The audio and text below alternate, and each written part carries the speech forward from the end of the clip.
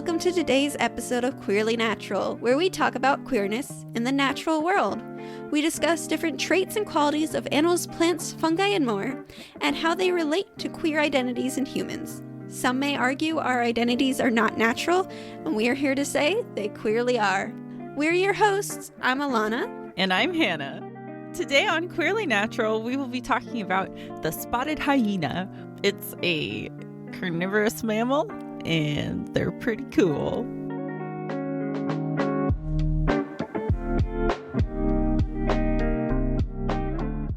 So today's episode is going to be about the spotted hyena, or Crocuta, a large terrestrial predator found throughout much of sub-Saharan Africa. Do you know anything about the hyena already? Lion King. Lion King. Me too.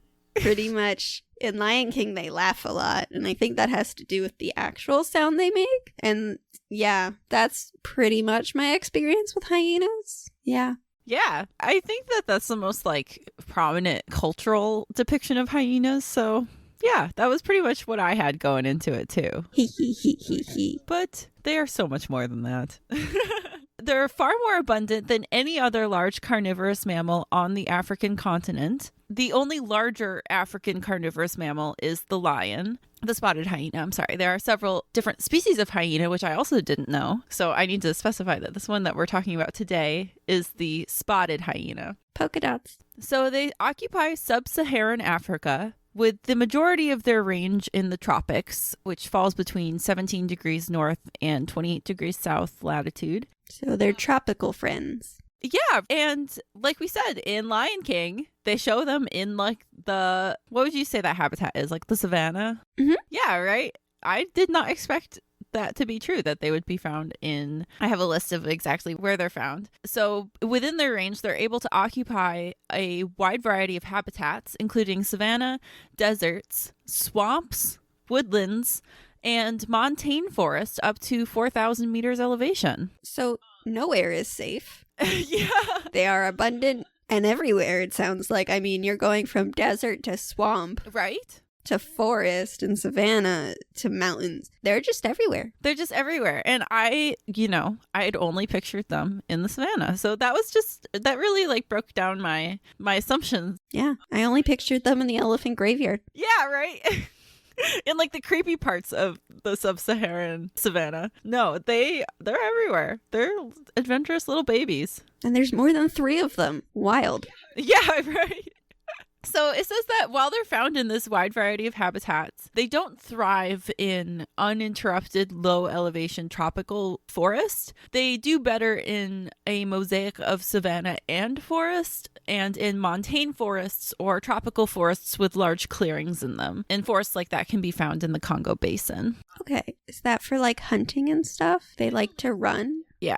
They're big into something that they call the horse gallop run. So they do this rocking horse kind of motion, and getting that speed is really important in their predations. It has to do with hunting. Gotcha. Yeah. So the highest population densities for this species occur on the prey-rich savanna plains of Kenya and Tanzania, and also in the montane forest of Aberdare National Park in Kenya. So one of the highest population densities is a montane forest instead of a savanna plain. Can you explain a montane forest again? Yeah. Montane forests are just forests that are found on mountains.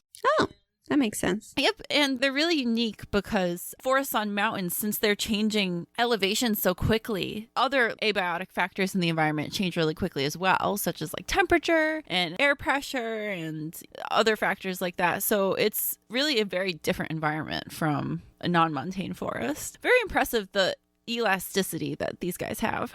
Yeah, they're ready to take over. Right? I wonder what's stopping them, honestly. So in those areas that I listed, the high population density areas in the savanna plains and that montane forest, they can exceed 1 animal per square kilometer, which for anyone who studies mammals, I'm pretty sure that's a very high amount. Neither of us study animals here.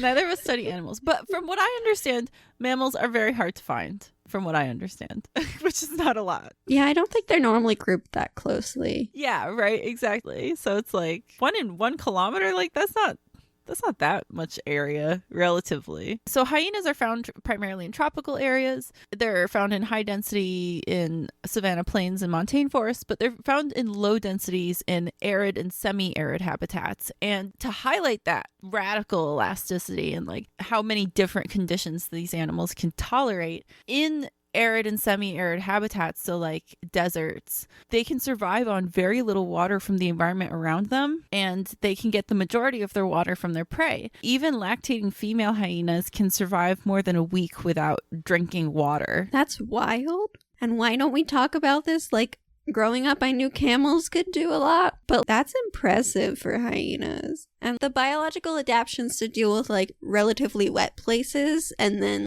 very dry. Right? Wild. That's all I can say. Yeah, like swamps to deserts, effectively. Very impressive. All right. So with that, I think it's about time you look at some pictures. Oh, no. This should be interesting. Okay. From this one picture I'm looking at, it's a front view. It looks like someone took a bear head and put it on a dog with like a horse's neck. Nice. Like, looking at the side images, they have a big hefty neck and then like a small head. They're very much chest. They're so weird looking. Their ears, they got that teddy bear shape where it's kind of like somewhat a C shape instead of pointy. Right. And then like, they got their a snout protruding. Their eyes look a little sad, like a little saggy on the sides. Right, they don't look like they're laughing. No. I can see there's definitely some spotting. It seems to vary quite a bit where the spots towards the like chest are lighter and they get darker along the back, but the extent seems to vary a little bit. Their like chest itself doesn't seem to have too many spots. Okay, there's one that's just really cute looking. It's just got its head down with the big ears. It has lighter, like, around its eye is a little bit lighter than the rest of the face, so it kind of just looks like it has very big eyebrows. Right? They can definitely be baby. Yeah. Oh my gosh, I found a baby one. They're so fluffy when they're babies. Little baby. Looks like they have a mane, or at least some of them do, where, like, the hair is longer on the top of the neck, kind of like a horse, but not quite falling over. Yeah, I'm trying to think about how to just describe, like, the overall body shape. It's kind of triangle. Where, like, one point's the head, the bottom point's, like, the chest, and then it gets thinner again for the butt. That's probably not helpful. They are a very strange shape. Oh, they have tails. They're a little bit darker. I'm trying to make sure I hit, like, most of the things. Their legs have, like, little dark feet, and their muzzle or snout is a little bit darker than the rest of the head. They look very fuzzy. Like, I would want to pet them, but also I don't want to pet them. Please don't pet wildlife.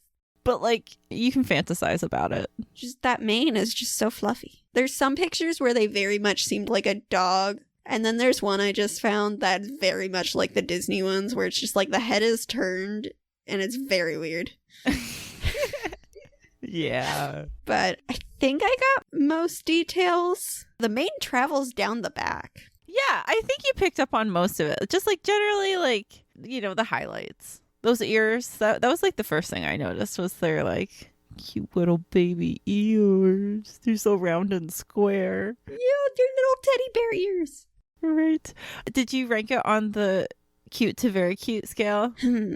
Does it make it on the scale? Oh, it does. Oh, okay, good. I mean, it depends on the picture, because there's somewhere it's just really silly. And then there's somewhere it's a little intimidating because they have just found a kill. Yeah. Some of them, they look scary. But, like, they have teddy bear ears. So that's pretty cute. It's pretty baby of them. And they have spots. Right? Yeah. No, I'd say they're adorable, personally, in my opinion. Yep. They're still on the high end of the cute to very cute scale. Right. They're not quite as high as some of the other ones we've had, I think, in my opinion. But no, they don't have leaf-shaped noses. Yeah. There could be improvements made, honestly. Imagine a hyena with a leaf-shaped nose. That would be so cute. They're doing their best, though. And their best is great. It's amazing. They are great. There's definitely changes you could make for cuteness, but really, would we have them any other way? No, not at all. Exactly. I'm sure you'll tell me more about why in a little bit. Oh, absolutely. So here's my physical description. It says Crocuta crocuta. And I just want to mention their old Latin name used to be hyena. No idea why it was changed. That just seems like a better one. But I'll take Crocuta. Whatever. It didn't sound Latin enough. So Crocuta has a sandy, yellowish, or gray coat with black or brown spots on most of the body. The spots are darkest in younger animals and can be almost completely absent in very old animals. The coat is very coarse and woolly. The body length from head to tail is about 95 to 150 centimeters, which is 1.5 meters, which would be 4.5 feet. So 4.5 feet long. Oh, sorry, that took me so long. I am taller than a hyena is long, can confirm. Hell yeah. And the height at the shoulder is reported to be from 75 to 85 centimeters. And 85 centimeters is almost 2.5 feet. Am I wrong? That sounds right. I think that's about 2.5 feet. I could be wrong. I'll edit it later if I am wrong. That sounds about right, because 3 feet is almost a meter, kind of. Right, which is 100 centimeters. Yeah. Okay, cool. The tail is about 30 to 36 centimeters long and ends in a bushy black tip. About 2/3 of the tail is composed of bone, with the other 1/3 being solely hair. Crocuta is sexually dimorphic, with females weighing around 6.6 kilograms more than the males. So the females are considerably larger. Can you explain dimorphic? Yeah, dimorphic or sexual dimorphism in a species just means that there are differences between the males and the females. So generally, comparatively, the species has relatively little sexual dimorphism. Like if you look at a male and a female, like they're relatively the same. They have the same spotting, they have the same hair, like that sort of thing. They're relatively the same shape and size. But if you look at some other species, like Cardinals. Yeah, like cardinals, like there's much more stark dimorphism between the sexes. Like in cardinals, you can see the males are a bright red and the females are like a dull brown. Yeah, birds tend to be good examples of that visually. Yeah, like a lot of tropical birds, the female is very plain, and then the male will have like crazy ornamentation to help attract females. I always think of the various birds of paradise that are just wacky dancing. Right, yeah, there are so many of them. So there is sexual dimorphism in the species, but it's not a lot, and it's relatively difficult to tell the sexes apart, so the differences are pretty small. But there are differences. Such as the females weighing a little bit more than the males. In general, the males weigh about 60 kilograms and the females weigh up to over 70 kilograms. Crocuta is strongly built with a very thick neck and a large head topped with rounded ears. The jaws are probably the strongest in relation to size of any mammal. And I'll talk more about that when we get into the ecology of it, because that actually has a lot to do with the animal's ecology and behaviors, like the development of those jaws and the strength in their like eating system. That's kind of terrifying. Right? I know. Pretty badass. Another thing to note, and I think a big factor of what gives them that really weird shape, is the fact that the front legs are significantly longer than the hind legs, which gives the back of this animal a slightly odd downward slope. The feet have 4 digits with short, non-retractable claws and broad toe paths. Toe beans. Right. That's my physical description that I'll give. There's more I could say, but I'm saving it for later in the episode, for reasons you'll see. Suspense. Gotta keep things exciting, you know? All right, so in my research on hyenas, I found that they are relatively widely studied because scientists have been fascinated with them since they seem to break a lot of the quote-unquote rules of mammal behavior and ecology. For example, they can reproduce any time of the year. They can be diurnal or nocturnal. They can survive on a variety of prey from elephants to termites. And they have a very complex social structure. They don't believe in the rules. They do what they want. They don't believe in rules. But honestly, I think like that's a lot of the reason they get away with being so successful in this huge variety of environments, like swamps to deserts. I mean, humans are kind of the same in that way. Exactly. Hyenas, the next ones to take over the world? Maybe. Who knows? Things might get really interesting if that happens, but we'll see. Okay, so as I said, they can be diurnal or nocturnal, meaning that the times when they are most active can be either during the day or the night. The time of peak activity tends to vary a lot between populations across the African continent. So, for example, some populations are most active at dawn and dusk, so they sleep in the middle of the night and in the middle of the day. Some are most active around midnight, and others have been observed foraging in broad daylight. So scientists think that these differences between populations, like a lot of it might have to do with exactly which habitats the hyenas are in. So, for example, hyenas that are in more arid habitats that get higher daytime temperatures tend to be more nocturnal. Like they tend to want to sleep during the day when it's more hot out, and they're going to be losing a lot more water and things like that. And they tend to want to be doing things at night. That may not always be the case in populations that aren't in those arid habitats, and populations where the temperature they're experiencing, it isn't quite so extreme during the day. Mm-hmm. That makes sense to me. Right. And also, interestingly, hyenas can adjust their time of peak activity when humans are encroaching on their environment. So one of the first changes that we've observed when humans have settled near hyena habitat is that the hyenas will change the times when they're most active to be more during the nighttime to avoid people. Smart. Right. There have been hyena populations that have been found to coexist in urban environments with humans. They are able to do that because they avoid humans during the daytime. So hyena activity occurs in bouts separated by periods of rest. During a 24-hour day, Mara hyenas, which are a population of spotted hyena found in Kenya. This population of hyenas spends on average around 32% of their time active, which can be traveling, socializing, or foraging. And this can vary as well because there is another population of spotted hyenas in the Ngorongoro crater, which spend only 16 of their time active. But either way, 32 or 16, that percentage of active time is pretty low, honestly. Yeah, good life, I guess. Right? But that is still quite a difference. I mean, one's literally half that of the other. Right? Yeah. So like what's 1/3 of the day would be 8 hours. So one is spending 8 hours active and the other is spending 4 hours active. I know my preference. Then, as I said, they can also survive on a wide variety of prey, from elephants to termites. An interesting aspect of their anatomy is they have an unusually long digestive tract compared to similarly sized carnivorous mammals. And this hasn't been proven by data or by study, but we think that it might be so that they can digest bone. Oh.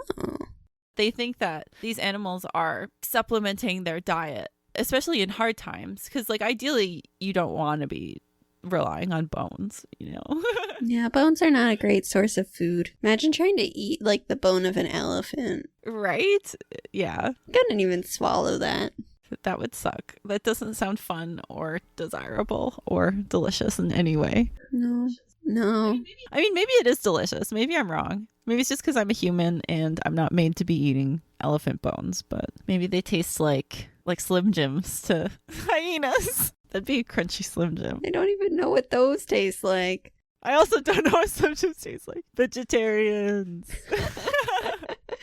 Yeah, two vegetarians trying to imagine what elephant tastes like, but specifically their bones. It's gonna turn out well. Yeah. What's a vegetarian equivalent? Some celery? I was thinking carrots. No. Corn on the cob, because you don't eat the center of you don't eat the cob. Oh, yeah. But they would want the cob of the bone, I think, like the marrow. That seems like the most delicious part. I'm just theorizing, though. I don't eat bones. I don't eat meat. Even if I did, that would be fine. Most people eat meat. I don't know why I'm defending myself. So now on to their social structure. Hyenas, throughout their range, in all the diverse environments that they inhabit, they live in complex social structures called clans. And clans are fission-fusion societies. And if you remember our first episode about the bonobo, they also live in fission-fusion societies. But to remind listeners just what that means, it means that within the context of the larger clan, the groups that are interacting on the day-to-day, the groups that individuals travel, rest, and forage with are constantly changing. I knew I had remembered that phrase. I was like, I've heard fission fusion society before. Right. Honestly, a lot of hyena social ecology, it's really interesting if you think about it compared to the bonobo, when we talked about the bonobo. It's like kind of similar, but it's also very different. So they live in these fission fusion societies where the groups that they're hanging out with, they're changing a lot. However, the clan members all can recognize each other individually, which is really interesting. It's really important for them to be able to do that, to remember the rank that they fall in the social hierarchy, because I'll talk about kind of what determines rank, but rank is not determined by physical characteristics like size or fighting ability. So recognizing each member of the clan and remembering who they are as an individual is like really important to remaining integrated in the social structure. So the core of a clan is composed of several matrilineal kin groups composed of closely related adult females and their offspring. So matrilineal, think matro like maternal, like mother, and then lineal like inheritance, like lineage. Yeah. So matrilineal kin groups are just adult females and their offspring. So like the grandmother, the mother, the daughter, that would be the matriline. So up to 4 generations of a single matriline can be present in a clan at a time, just because of the time it takes for an individual to become reproductively active. And the lifespan of a hyena is pretty long. It's over 18 years in the wild, but it's still not that long. So you can have up to 4 generations in a single clan at a single time. That's pretty impressive. That many generations. Right? Especially in the wild where like they can get sick and they can get, hunted by other things. 18 years is solid. Yeah. So all members of a matriline occupy adjacent ranks in the clan's dominance hierarchy. So the oldest of a matriline will be the most dominant, and then it'll go down from there. So the grandmother will be above the mother, will be above the daughter. Young of both sexes assume rank positions immediately below their mothers, and then females will maintain that maternal rank that they inherited their whole lives. So they're queens and princesses. Obviously. They inherited that shit. They didn't have to work for it. They were born with it. They were born that way. Exactly. They didn't need a vote, democracy, none of that shit. So females will maintain that rank. However, males will have that rank as long as they're in their natal clan, which they were born into. And then they'll assume a subordinate status when they leave or when they start breeding. And nearly all males will leave their natal group between the ages of 2 to 6 and attempt to join a new clan after dispersing. However, only a fraction of the males are successful in joining another clan. And once they find a new clan, they can start breeding. In most populations studied, some of the males that successfully joined a second clan after leaving their natal clan went on to disperse again at some point in their life and join a third clan before they died. They just can't settle. Males outside of their natal territories, after they've dispersed, take on a very submissive behavioral strategy. They try to appease any new hyena they come across, regardless of the animal's size and regardless of whether or not the animal is behaving aggressively. And it's thought that this is to increase their chances of socially integrating into a new clan. That makes sense. You don't want to get on anyone's bad side. Right. It's just nice that they're aware that they really need to make the other ones happy, So they're like, I'm so sorry. Can you let me in, please? I mean, rumors spread fast if you're mean to one of them. Right? And then in general, males tend to be less aggressive than females. Females from childhood tend to be more playful than the males, and females, once they're adults, are at the forefront of violent inter-clan interactions and in encounters with lions. Dominance is inherited within a matriline, but dominance between matrilines is determined by aggression. So females are very aggressive, and keeping that matriline's place in the clan, it's very important that these females are aggressive to defend their family's place in the clan in general. So I just thought that that was really interesting. The males take on this less aggressive role. Actually, it's more than just not being aggressive. They're trying to actively appease any new hyena they come across, even the younger ones, even the tiny ones. They're like, what can I get for you? What can I get for you, tiny sir? So we've got girl-powered queens. Yeah. And people-pleasing dudes. Yeah, pretty much. Hey, I'm down. It works for them, though. It works. So since the males leave their natal group, any clan will be composed of the central matrilines and the matrilineal kin, in addition to one to several immigrant males from other clans who left their natal group and joined as adults. So a clan contains both natal males and females, and then immigrant males in addition to that. All natal animals are socially dominant to all the animals that joined as adults and were born in other clans. Natal males and natal females, regardless of age, regardless of sex, are dominant to immigrant males. So this means that all females and their offspring, even immature offspring, can displace adult immigrant males from food and other resources. So if a male from a different clan has hunted an animal and is eating it, and then the offspring of one of the females in the clan comes up, the male has to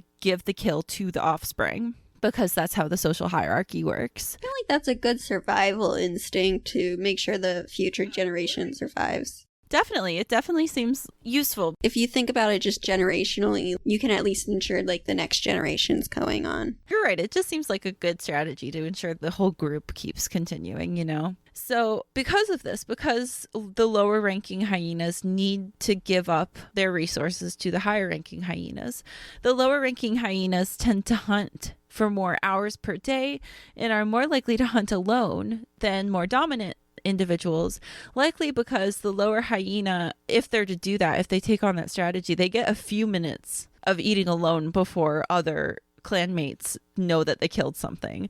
So they're like, they just try stuffing their face before anybody else sees them. And then once somebody else comes over, they have to be like, oh no, this is yours. Go ahead. Gotcha. That makes sense. I think I'd want to eat a lot too before anyone noticed if I had to give away my lunch. Yeah, right. They find little ways around that to like get what they need. As I said, since social status is not linked to physical characteristics at all, places in the clan have to be learned and memorized, and each individual, you know, has to be remembered. And this way of learning, this associative learning, is very similar to what we see in primates. So that's kind of how their dominant structure works. Within the clan, all females breed, but more socially dominant females will produce more offspring than socially subordinate females.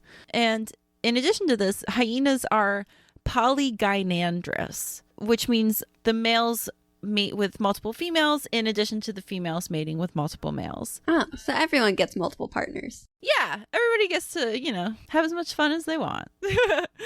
They think that the males tend to mate with more females just because the males tend to be less common. Like there are always going to be fewer males in a clan than females, but who knows why females have sex with more than one male? They can do what they want. So they tend to mate with multiple males, and they often give birth to litters of offspring from several different fathers. So they'll give birth to two babies, and one baby will be from a different father than the other one. That's cool. Okay.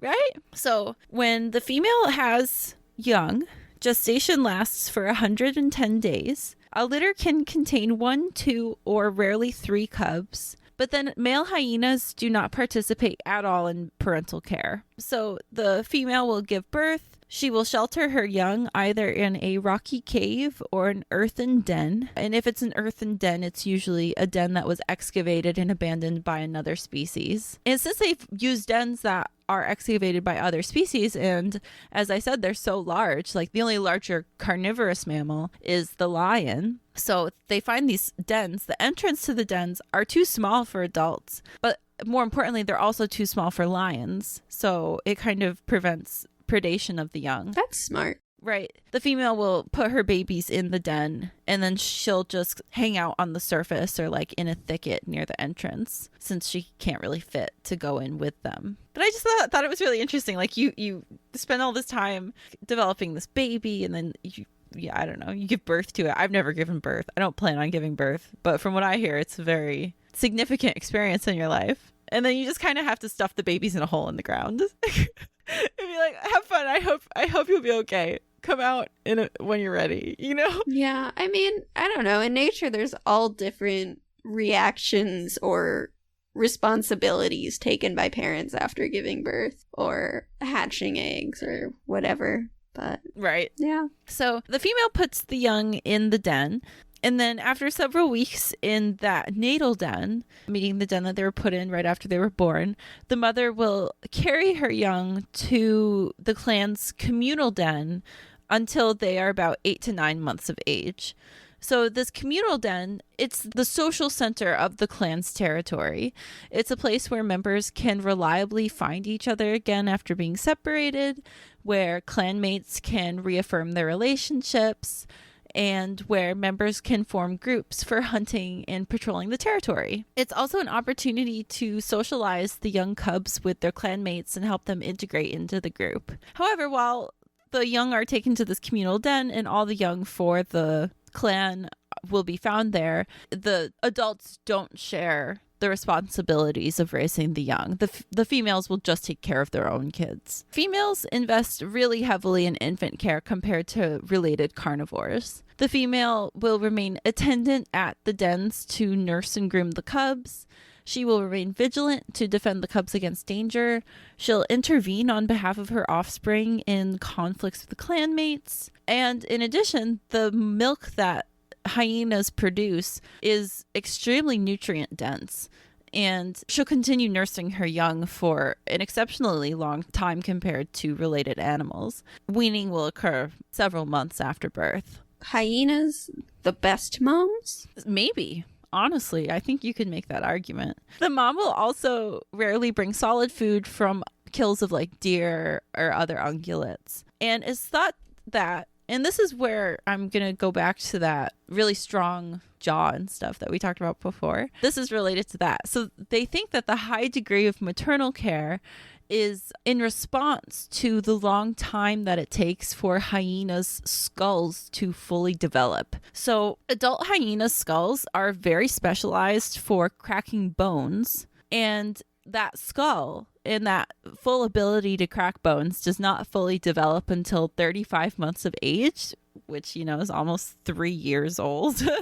And when you only live to be 18 max, like 3 years, that's like 1/6 of your life, dude. Wow. Where you're just out of commission. Not out of commission totally, like they can still eat, but like when they're trying to compete with other spotted hyenas, with other adult spotted hyenas for food, and those adults have this bone cracking skull and can eat much faster, that puts them at a distinct disadvantage, you know? Yeah, that makes sense. Right? Just such a tough skull, I guess, that it just takes so long to develop. That's really interesting. Yeah. So in response to this long time it takes for these hyenas to develop this feeding apparatus, which this skull is considered, you know, because it's so important to their feeding strategy, it's thought that this long time of development has led to the selection for extended and intensive maternal care. Like the young are more likely to survive this period where they're at a disadvantage if the mother is there taking care of them and helping them.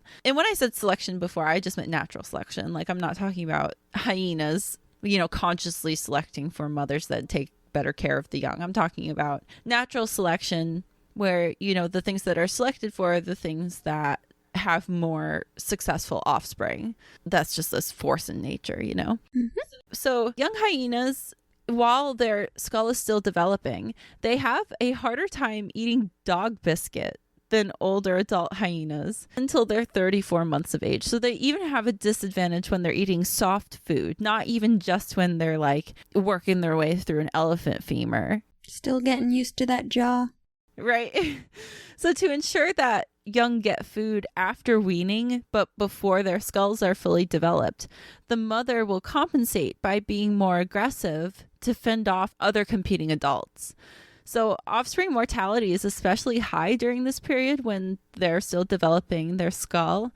And the likelihood of mortality is directly linked to the mother's rank and the mother's presence between weaning and full skull maturity. So it's linked to rank because there is also a direct link between rank and caloric intake. So females that are more highly ranked and thus offspring that are more highly ranked take in more calories. So more likely to survive? Yeah, so especially less dominant females will be very, very aggressive to make sure that their young get the food that they need before they're able to fend for themselves and compete against adult clan mates on their own. The effective rank on offspring survivorship is so strong that it's thought to support the social hierarchy even as it is a result of it. So dominant hyenas have more access to resources, their young are much more likely to survive to adulthood, and therefore at any given time, a dominant female is going to have more related hyenas in the clan. Therefore, they have a larger pool of potential allies should they need that than subordinate females. So that's how they work. That's their behavior and their ecology. Very cool. And now to get into what makes them queer. Ooh, the good stuff. The good stuff. The queerest part about them is that females have a pseudopenis. What? Females have a pseudopenis, and let me explain what that is. So males have a penis. It's usually around like 7.5, 8 inches long, right? The female has a pseudopenis that is 7 inches long on average. So the males have a penis, and the females have a penis that is 90% as long as the male's penis. Okay. And the females urinate, copulate, and have to give birth through the pseudopenis. Ow is right. As a result of this anatomy, stories have circulated Europe and Africa for millennia, saying that the hyena is hermaphroditic. And these stories said that hyenas were both sexes simultaneously, alternately, sequentially, or facultatively. And it wasn't until a man named Leonard Harrison Matthews did a study in 1939 that it was discovered that the hyena is not a hermaphrodite. So after this guy actually looked at the hyena, and we found out that this pseudopenis is a clitoris. And not only that, the vaginal labia of the hyena are fused to look like a scrotum, and it contains fat and connective tissue to make it look like it contains testicles. Wild. Right? So from the outside, it wasn't even until I think it was like the 80s we figured out how to just in the field identify a male from a female hyena. You have to have like binoculars, and you have to like look at the tip because you can kind of tell the difference between like a penis head versus the opening of this clitoris. But it took us a really long time. Yeah, I could see that definitely taking people a while just to even realize like what was going on, let alone figuring out other characteristics to look at. Absolutely. So the females have this pseudopenis. Their urethra goes down the whole length of it so that they can pee through it. And it has erectile tissue so that it can become erect like a male penis. But they also have to mate through it. And they don't mate while it's erect. So when they mate, the male is erect, and the female has these muscles in the pseudopenis called retractor muscles. And my source said you can think of them like muscles that like push up a shirt sleeve kind of. And that sort of motion creates an opening for the penis. The only awkward thing is that the pseudopenis is in the same direction as the penis. So it's like facing forward. It's really awkward when they have to do it. So the male's erect. The female has to not be erect. Like erection in females is used for something else. Oh. So instead of being erect, that those muscles are like pushing up the shirt sleeve and opening the pseudopenis. And then the male has to kind of like get under the female, like kind of get his hips under hers so that he can like get his penis into her penis. And yeah, that's how it happens. All right. Now, I'm just speculating here, but do we think this has to do with a reason for it to be advantageous for the females to appear males? To maybe like, I don't know, competitors or something like that as a reason for this look-alike? So they think that it has to do with the fact that the females are more aggressive than the males. So the females are the ones that are really competing for dominance, competing for resources like food and like other things like that. So they think that that may have something to do with it. However, unlike other mammals, erections in this species are always a display of submission and appeasement. Huh. So the females can get erections, and they look like phallic erections that males get. Erections are most commonly seen in what's called the mating ceremony. So this occurs between animals that have been apart when they reunite, and both of them will get erections, and they'll approach each other head to tail, and then they'll each lift their like near hind leg, and they'll just kind of like inspect each other. Kind of like dogs. Yeah, right. Kind of like dogs. But anyway, that's where the females use erections. So it's not even like they use them in aggression or in competitions of dominance. Like they just use them to be like, hi, it's nice to see you again. Another really interesting aspect is that in utero, so when baby like fetus male and female hyenas are still developing, they develop in similar levels of testosterone.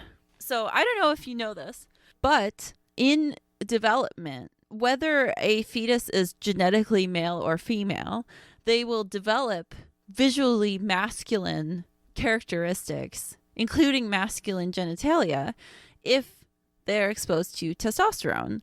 So that developmental plasticity exists in all mammals.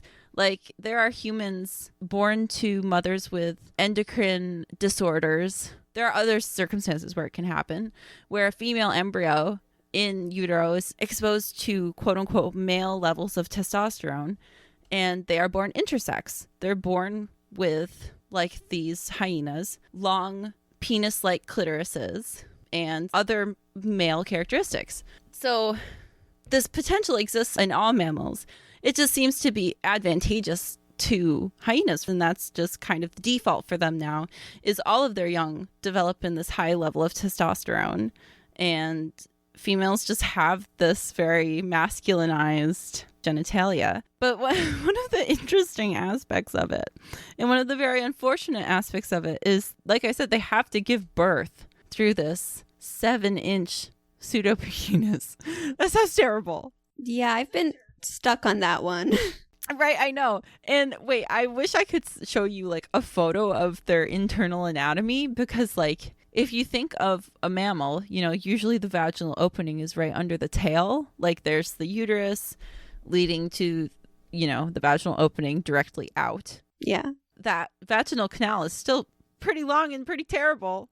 Like that's all we have, but we still struggle a lot. So imagine instead of having that vaginal opening right there, that's closed off, because remember, the labia are fused. Mm-hmm. The reproductive tract does a 180-degree turn, and then it has 7 more inches to go out the pseudopenis.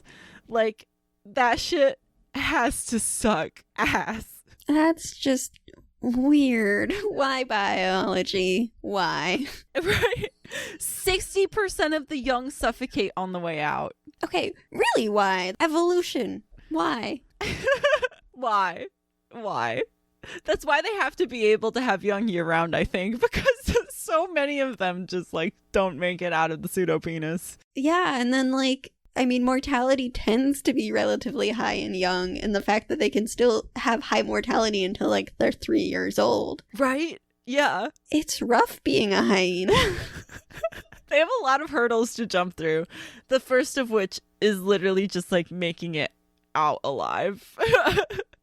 Making it into the world alive, which I guess is the first challenge we all face. Yeah, I think theirs is just a little bit more complicated. Their hurdle's just a little bit higher. 7 inches higher, but that's a huge fucking difference, man. 7 inches, damn. But yeah, pretty queer if you ask me. Like, we've had plenty of episodes about gender at this point, but it just calls into question, you know, what is a female? What is female anatomy? Like, we say, oh, you have a penis, you have to be a male. No, that's not what biology says. Look at these. This whole species, all the females have penises. And, like, biology says that's fine. Biology doesn't like to stay by its rules. quote unquote rules. Yeah, the things we said are rules that, yeah. Yeah. Thank you for teaching us about the hyena. You're so welcome. Thanks everybody for listening. I know so much more about them now. Right. I hope, listeners, you enjoyed this as much as I did and learned some new fun facts for the day. I guess we'll see you next month. See you next month. Until then, stay you and stay queer.